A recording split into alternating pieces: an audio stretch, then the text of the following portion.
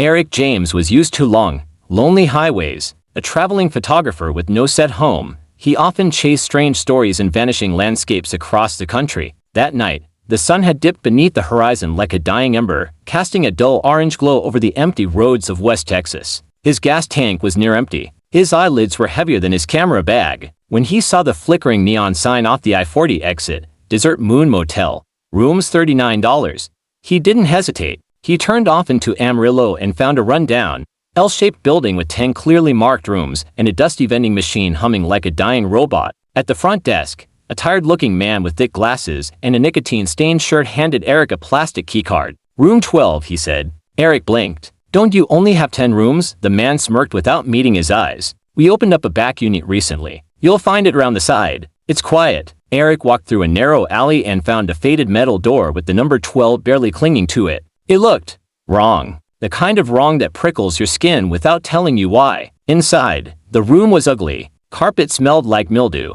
One dim lamp flickered beside a cracked mirror, but he was too tired to care. He dropped his bag, locked the door, and collapsed onto the bed. That night, Eric dreamed of footsteps. Not outside, inside. Eric woke up with a pounding head in the sense that something was off. His backpack had been moved an inch. The curtains were open, and when he tried the lamp it was working perfectly. No flicker. He shrugged it off, checked out, and handed his keycard to the same desk clerk. "Room 12, Eric said. The clerk frowned. "Room what, 12? From last night?" The man stared, confused, then walked from behind the counter and motioned for Eric to follow. They walked the length of the motel. Rooms 1 through 10 were there, as before, but round the side where Eric had stayed nothing. Just a blank concrete wall, weathered and sun-bleached. There was no door, no sign of a room ever existing. "Sir, we only have 10 rooms," the clerk repeated. Eric pulled the keycard from his pocket. It had no chip, no brand, no magnetic strip, just a blank white card with the number 12 scribbled in pen. They were both silent. Eric left in disbelief. He scoured his GPS history. Nothing but a pin that now sat in the middle of an empty dirt lot. When he returned that night out of curiosity, the Desert Moon Motel was gone. Not closed, not abandoned, just gone. And that was only the beginning. Weeks passed. Eric tried to forget. He laughed it off with friends, told the story like it was just a strange glitch, a spooky travel tale. But then, the dreams returned. Not just dreams. Mornings became strange. He would fall asleep in one city and wake up in a different motel room. No memory of driving, no receipt, no front desk, just a bed, a light, and a keycard beside him always blank, always with 12 written in shaky handwriting. One morning, he woke up in Phoenix, then Tulsa, then a town he couldn't even identify. No street signs, no phone signal, no people. The worst part? The rooms all looked the same. Same mildew scent, same flickering lamp, same mirror with a crack down the center. He'd try to leave, and doors would open to different places than before. Some mornings, the sun never rose.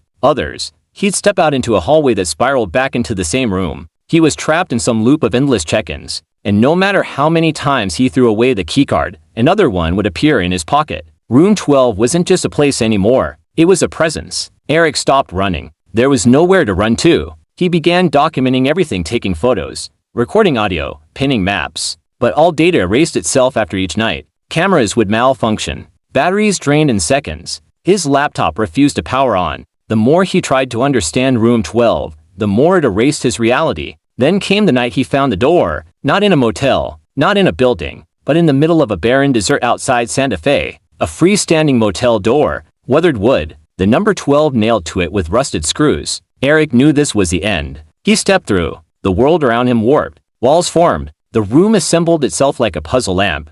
Bed, mirror, air thick with static. Except now, there was no ceiling. Just an infinite sky of stars swirling above him like a black ocean. In the mirror, he saw himself, but older, tired, worn. His reflection stepped forward and whispered, "You checked in. You never checked out." The door slammed behind him. He ran to it, pulled, pounded, screamed. But he wasn't in a motel anymore. He was inside the room that followed him. And this time, there was no morning. Final words: Eric James was never reported missing. No cameras showed him checking in. No credit card records placed him in Amarillo. Only a weathered keycard was found in his abandoned car on the side of a road near an empty field. Room 12 never existed. And yet, it always does. Especially for those who ignore the signs. Especially for those who still believe they can just walk away.